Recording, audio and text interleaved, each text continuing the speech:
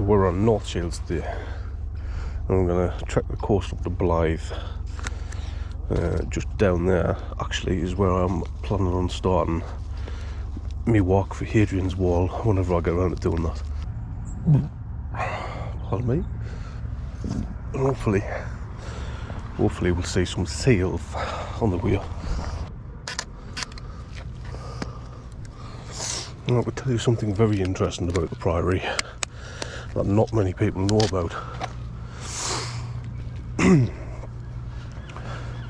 Good. So like 2 or 3 failed attempts to shoot something now. So hopefully, I think the weather's going to be alright today. Get this one sorted. Out there, meeting up with some friends later, so I thought I'd kill 2 birds, 1 stone. But yeah, field camping trip. So I can't remember, there was a walk I went on, and I can't remember what happened, but that failed as well. And the weather was bad for a bit. So hopefully we'll catch up.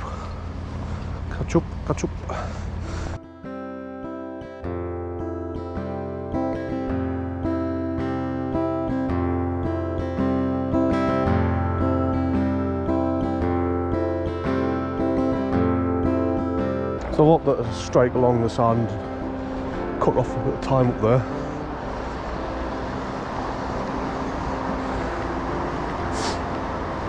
I don't know if I captured it in the time lapse. It's like a, I can't remember what they're called, but it's like a pool, like that fills up with the seawater when the sea level rises. It's out of use, but I think from what I've heard, they're supposed to be fixing it up. It would just be really nice if my area had something like that. Like,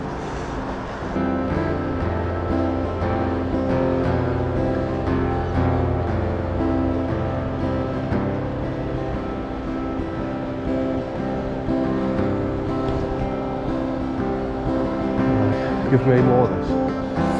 Less of the city life, more of this.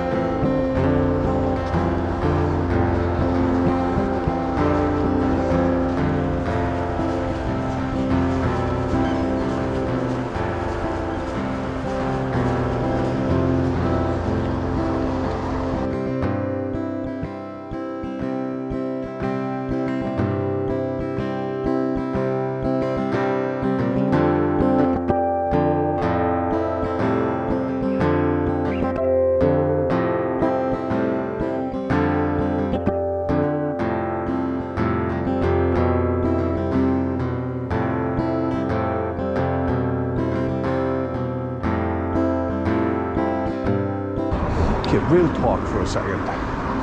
You know these fabric belts that you get on these walking trousers? They're terrible.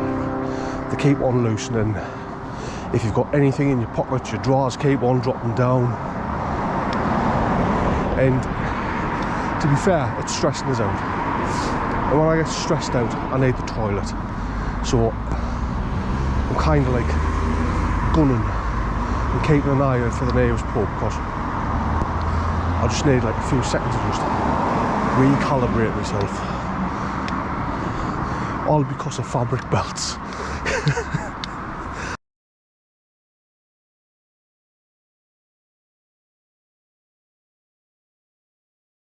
So in this section, I'm just asking a local for directions and confirming like my route, my plot, what I thought I knew, and yeah.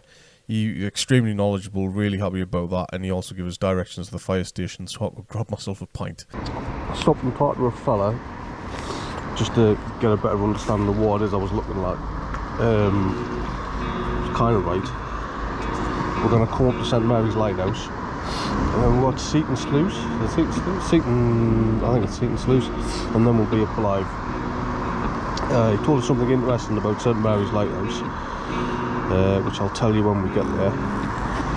In the meantime, or rather where I went, I'll just pop to the pub there and get myself a beer. So I've had like half hour break or something. Go down at the end of that road there, and that was it. And when I came back out, I've managed to come out down this end instead for some reason. We haven't missed a lot. Oh, backpack's really light now. We are refueled. We have been to the toilet. I have just damaged my glasses. Great, lovely.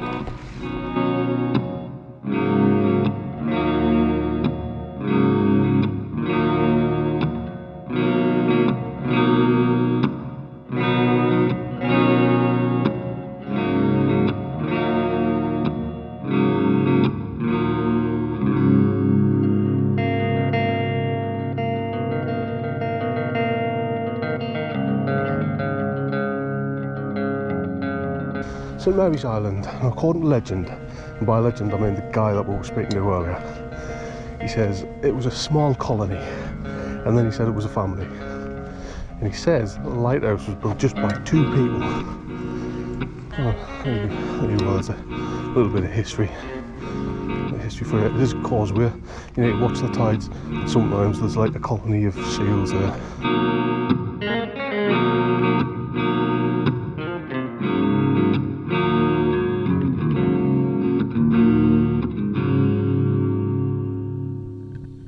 So I like spotted this guy like looking at something. I was like, oh, I wonder what he's looking at, and walked up from. Thankfully, he was up for a chat. He was just turns out to be a bird watcher. He gives like some tips on like identification and that, and we'll kind of like discuss like how we try to get our friends and family sort of like involved outdoors. He gives us a few tips on like what equipment to use if I ever want to get into like bird watching properly and that. Yeah, brilliant. Honestly, I love it when people just stop to have a chin wag.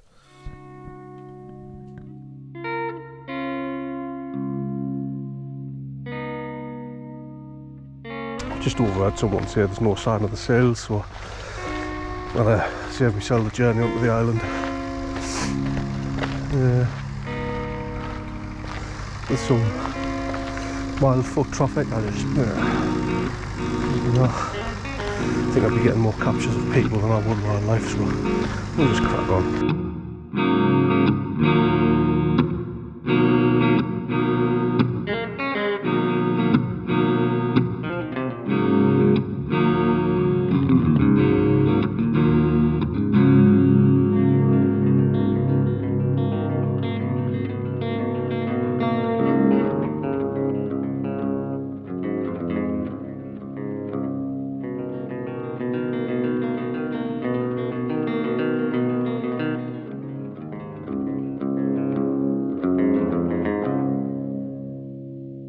So we're at Old Hartley now, or at least the edge, and Seaton Sluice is just there. And once we're on the other side, literally the run of the beach up to Blyth, and that's the end of this little journey. But I just wanted to mention one thing. I'm not sure how this is going to come out, but I'll mention it anyway. I think I might have mentioned before, at least I have on my Insta, I suffer with mental health, and a lot of people assume that means you can't be social. The thing is, I'm actually really social. I find it really easy to walk up to people and start a conversation. The problem is that if I'm in a bit of a bad headspace, what I sometimes do by default as a social person is to try and strike a conversation, and because I strike conversations with everybody or anyone, sometimes it comes across a bit weird in this day and age where people really want to just be left alone and don't really want to talk to strangers. It's a bit of an oddity when I rock up and just start having random conversations with people, and so it puts us in a bit of a predicament, because if I'm in a bad mood and I decide, I'm going to be social and talk to somebody, and I get a bad response from that person, it just makes my mood worse. So when I am in a bad mood, I try not. That's why I become less social, in case I end up in a worse mood. But in the cases that I do stop and talk to people randomly, for those people who do stop and chat, I am really, really grateful for. So the bloke back there, we had a lovely little chat just about bird watching, stuff like that, and it's proper made me day. So for all those people who I stop and talk to on my walks, honestly, thank you very much. Like, I might not be in the bad headspace when I bump into you, but I might be. And if you stop and talk to us, that's, you know, that's great. We need a world where people aren't afraid to start just having random conversations with each other again, because the way the world's going, people not wanting to talk to each other, especially on public transport, it's, you know, it's really sad. We're all disconnected from each other. But anyway.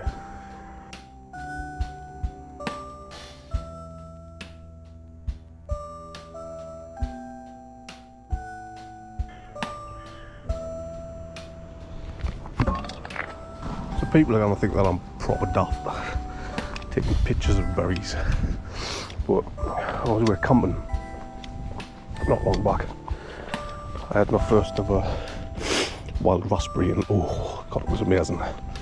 And just there I've had my first wild blackberry, very sour.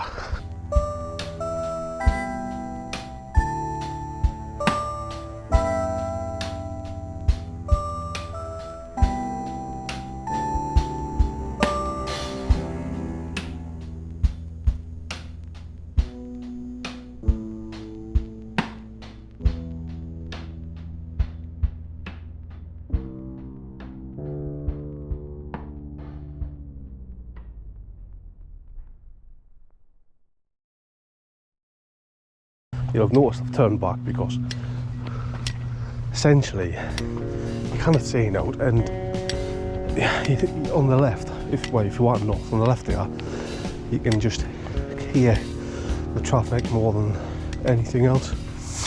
So I am going to strike across the sand once again. But to be fair, probably should have done this earlier on, back at Seaton Sluice. But if anything, it gives you an idea of what's on that side if you don't go across the beach, and now I'll give you an idea of what that is on the beach.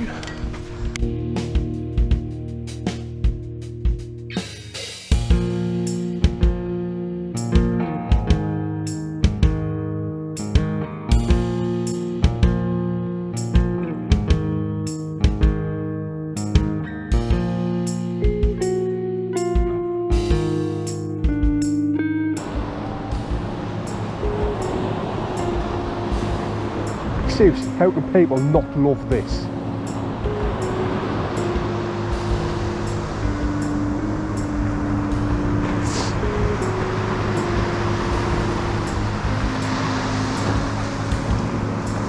Honestly, I could never ever live too far away from the coastline. As much as I love forests, and as much as I would love a cabin in the woods, like, I would still have to be relatively close to the ocean, like.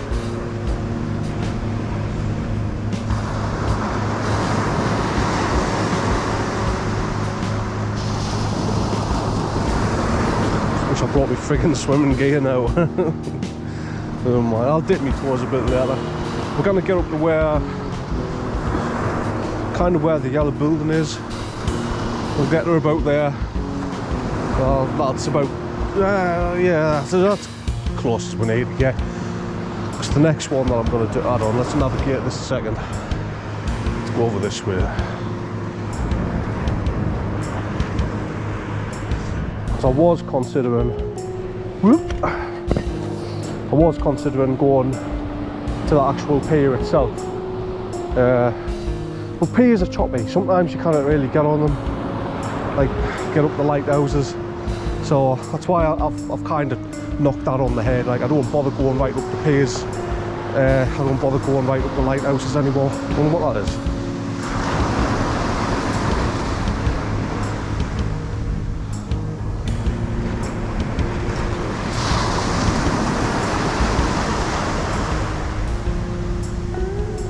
I've been under for a while.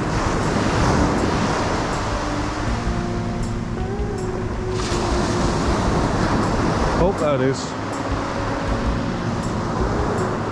See, I'm not too good with remembering like identification to start with, but like seabirds, I have not a clue. Apart from seagulls and pelicans, I have not got a clue about seabirds. We'll skip to the end just to prove I got as far as I said I would. Just close enough to get a decent shot of the lighthouse. And it'll have been, I think it was like 15 point something kilometre. Ooh!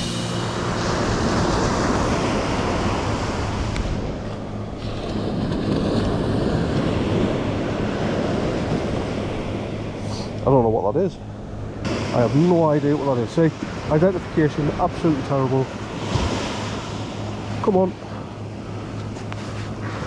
Plop, plop, plop. Wrong way. People will be going, just pick it up, man. Well, no, because I don't know what it is. People will laugh at me in these comments like, don't fucking drown it. You'll drown it with sand. Maybe that. Come on.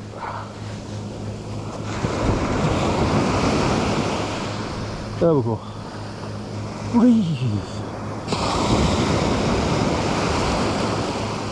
Nearly that. This one might get you. There we go.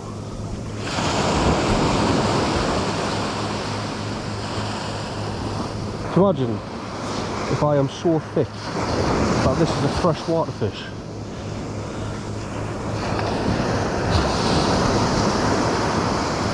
That's some friggin' gulls dropped or something. And me just like kicked it into its friggin' its doom.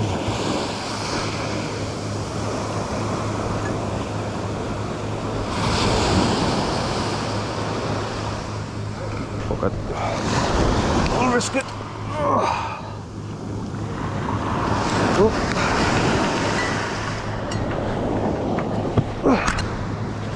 There. Now would be a very good time to mention that I have a very particular thalassophobia. I don't like, much as I like swimming in the sea, I hate touching things from the sea. I hate fish. I especially hate mollusks and shellfish. And just that's why I didn't want to touch it. People are freaking laughing at us. Right, anyway, good day done. I'll catch you at the end.